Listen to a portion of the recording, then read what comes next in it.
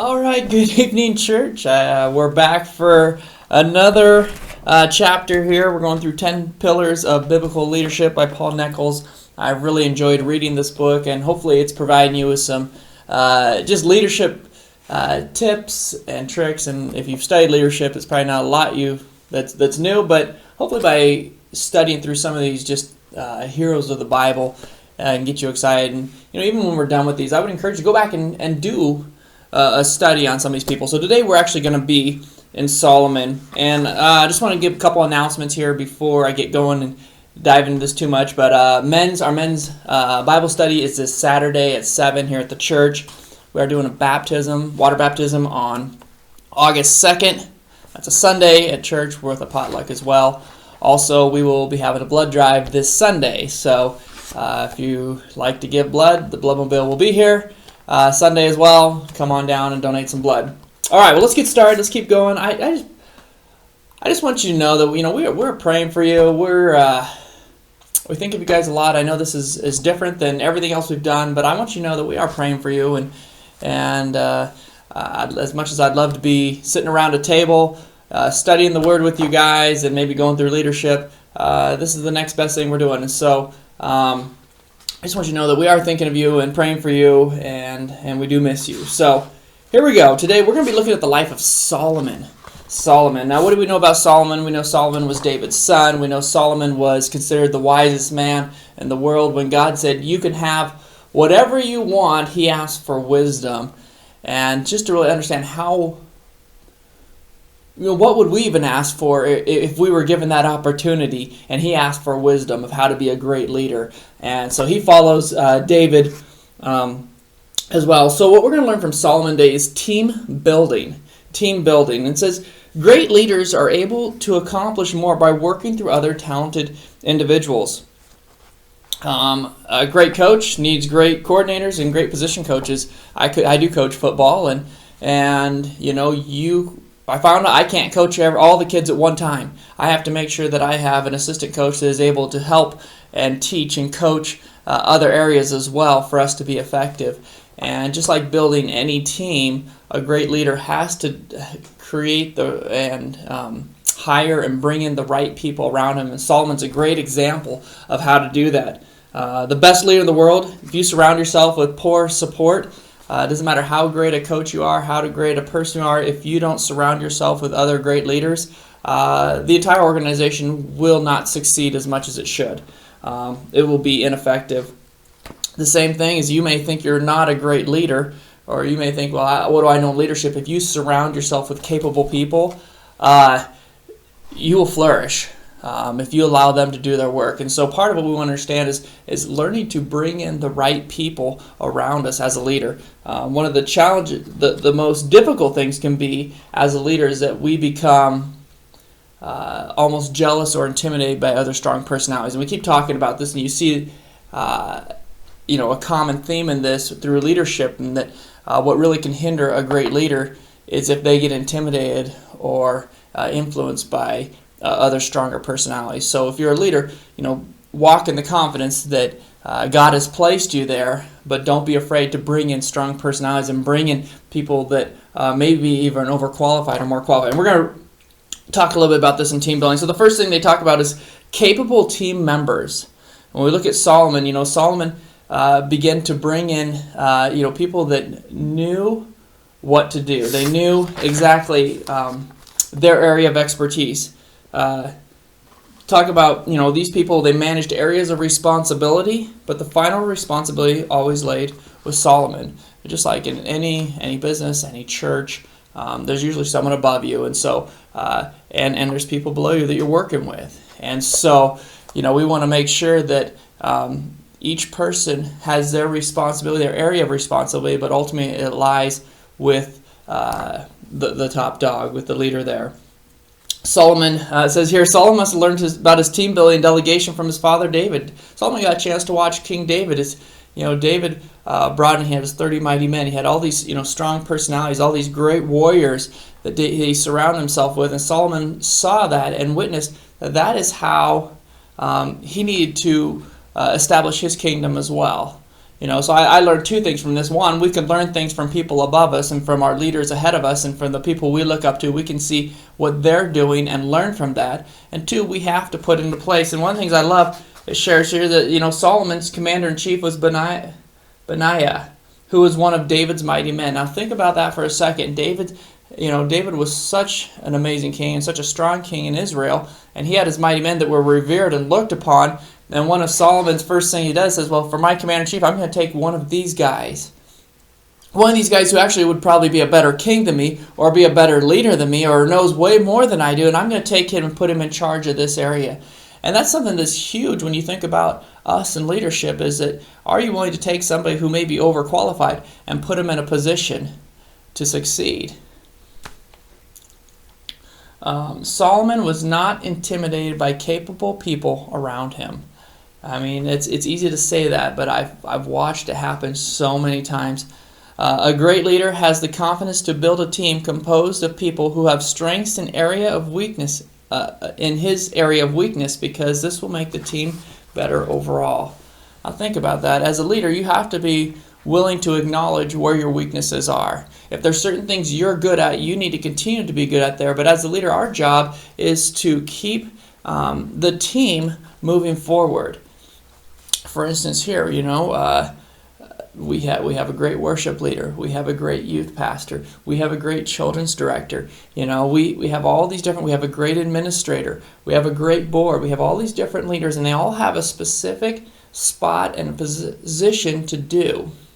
And there's certain areas that they are just better at it than I am.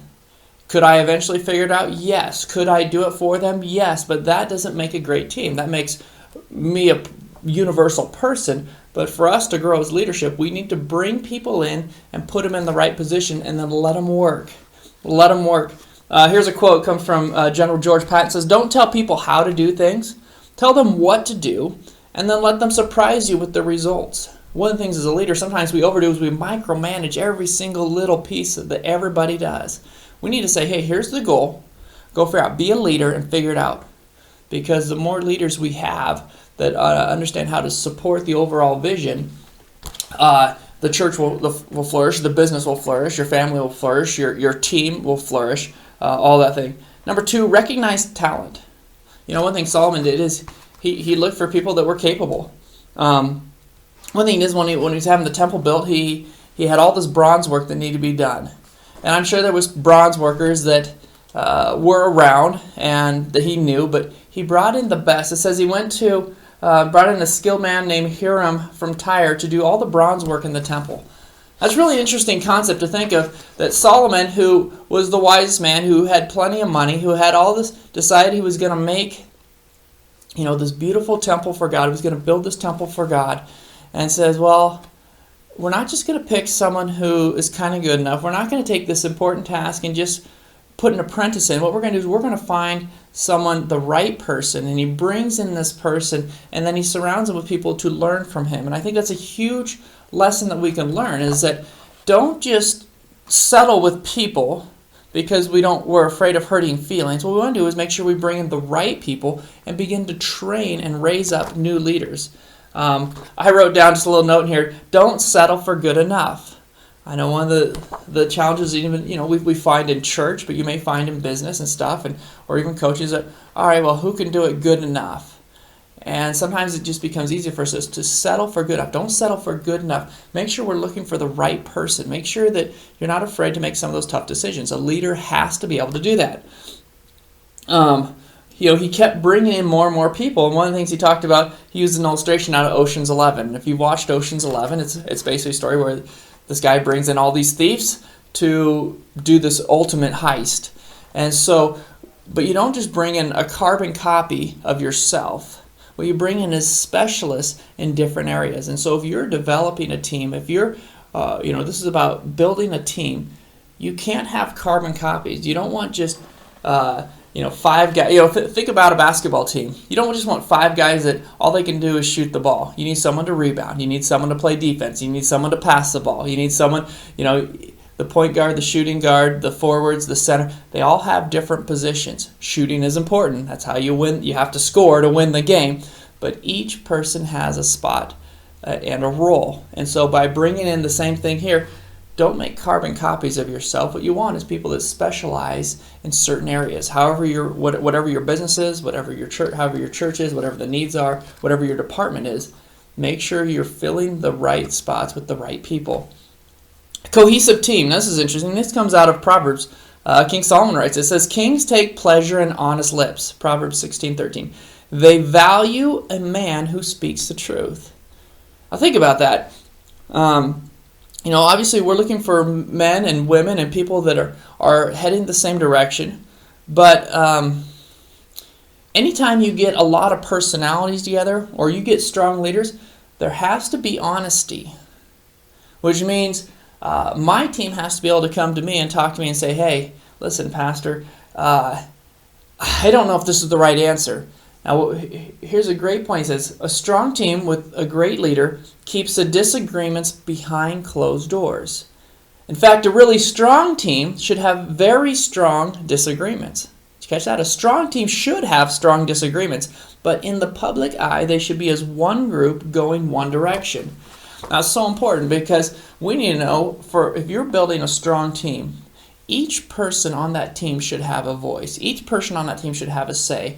And they should be willing to be able to be honest and come forward and share their thoughts or their concerns. All that being said, as a leader, I can't take everything that is said very personally. I have to make sure we sort it out. But I also can't just ignore when my leaders have concerns or questions. I have to take relevance and I have to take concern in it. I have to help solve through some of those problems, but they should be able to come honestly to me as I should be honestly to them. Honesty is important and essential when we're talking about building a team.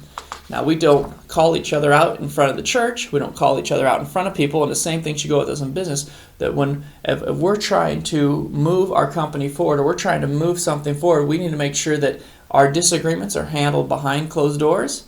And when we're out, we're a common, unified force.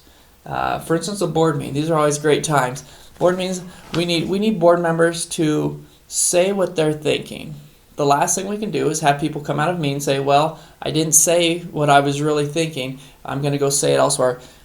We tell our board is that, listen, we can argue it here, but whatever we come out and decide with here, we're all in agreement with. You can have all your opinions, but whatever we decide in here, we're all going to agree with and support each other moving forward outside these walls. And that is important for strong teams and for strong businesses and churches. It works for churches. Solomon, he valued wisdom and honesty in the people around you. And as a leader, you need to make sure you do that. You want to encourage your team to not be afraid to come. Don't set your wall so thick. Don't keep your door so closed that they don't start coming to you anymore. If they're not coming and talking to you, if they're not able to express concerns to you behind closed doors, I'd be very concerned. Okay? So continue to build that relationship. Continue to create an environment where it's open for them to come in and talk to you. Communication among the team. Solomon took ownership that his agenda is properly communicated to the people who he has placed in charge. So as the leader, our job is to make sure we properly communicate to each person in every department. And just like in a church or in a business, our job is to do the communicating, cast the vision, to make sure that the agenda and what's expected is clearly communicated. What it says here, we learn about Solomon, is Solomon's officials strayed from the plan, which happens. Solomon first needed to examine himself and how he communicated the plan to the officials. As a leader, we have to look on ourselves to make sure, did I properly communicate what was expected? As a coach, I coach football. And so, when you're drawing up plays and you want certain guys to block certain areas and you want the running back or the receivers to go certain routes, there's a reason for it. But if I'm very vague in general, then I can't get upset if they run the wrong direction.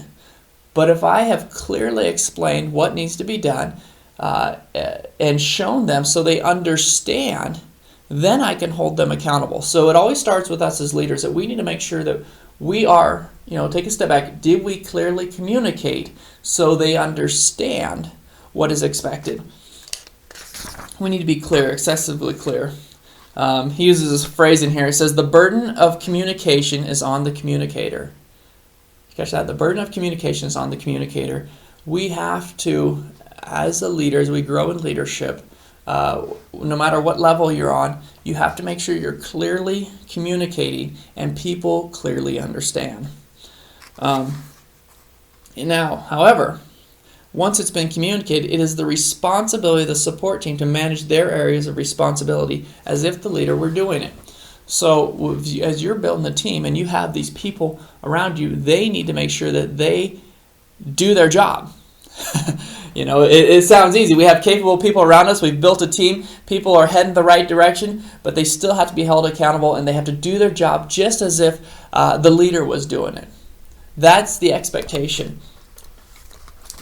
Last thing here. Everybody is a leader, and everybody is a follower.